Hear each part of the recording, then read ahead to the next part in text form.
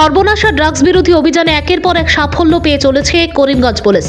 বিশেষ করে বর্তমান পুলিশ সুপার পার্থপ্রতিম দাসের নেতৃত্বে ড্রাগসের বিরুদ্ধে আশাতীত সাফল্য অর্জন করেছে স্থানীয় পুলিশ। এর আগে বর্তমান এসপি যখন জেলা পুলিশের সহকারী পুলিশ সুপারের পদে আসীন ছিলেন, তখনও তিনি ড্রাগস বিরোধী অভিযানে একের পর এক সুনাম কুড়িয়েছিলেন। অনুরূপ একই অভিযানে শুক্রবার রাতে প্রায় 4 কোটি টাকার নিষিদ্ধ মাদক সহ 3 যুবক ধরা পড়ে পুলিশের হাতে। ধৃত এদের কাছ থেকে 12টি সাবানের বাক্সে 150 গ্রাম হেরোইন সহ 19,800টি নেশা জাতীয় ইয়াবা ট্যাবলেট বাজেয়াপ্ত করা হয়, যার কালো বাজারি মূল্য প্রায় 4 কোটি টাকার মতন হবে। এক গোপন খবরের ভিত্তিতে এসপি সহ রাতাবাড়ি পুলিশের একটি দল আসাম মিজোরাম রাজ্য সীমান্তে ওত পেতে বসে একটি বিলাসী বাহন আটক করে গাড়িটিতে তল্লাশি করে নেশা সামগ্রী সহ 3 পাচারকারীকে আটক করে।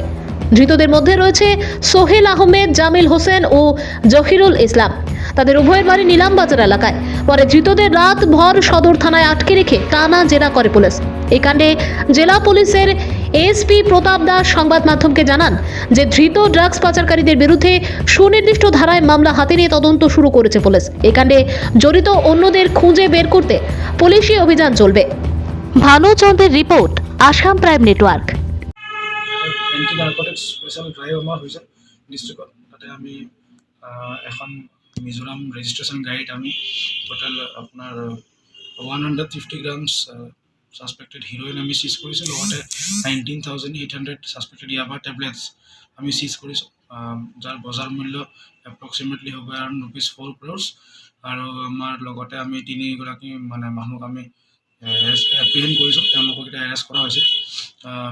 এতিয়া আমি কেছ ৰেজিষ্টাৰ কৰি এইটো ইনভেষ্টিগেশ্যন চলি আছে যে ক'ত কনচাইনমেণ্টটো ক'ৰ পৰা আহিছিলে বা ক'ত ডেলিভাৰ হ'বলগীয়া আছিলে। এই সন্দৰ্ভত কেইজন মানুহ আটক কৰা হৈছে? 3জন এতিয়ালৈকে আমি আটক কৰিছোঁ। এই বাজাৰ মূল্য কিমান হ'ব? বজাৰ মূল্য হ'ব আপোনাৰ এপ্ৰক্সিমেট ₹4 crores, 4 কোটি টকা হ'ব। ধন্যবাদ, ধন্যবাদ ছাৰ।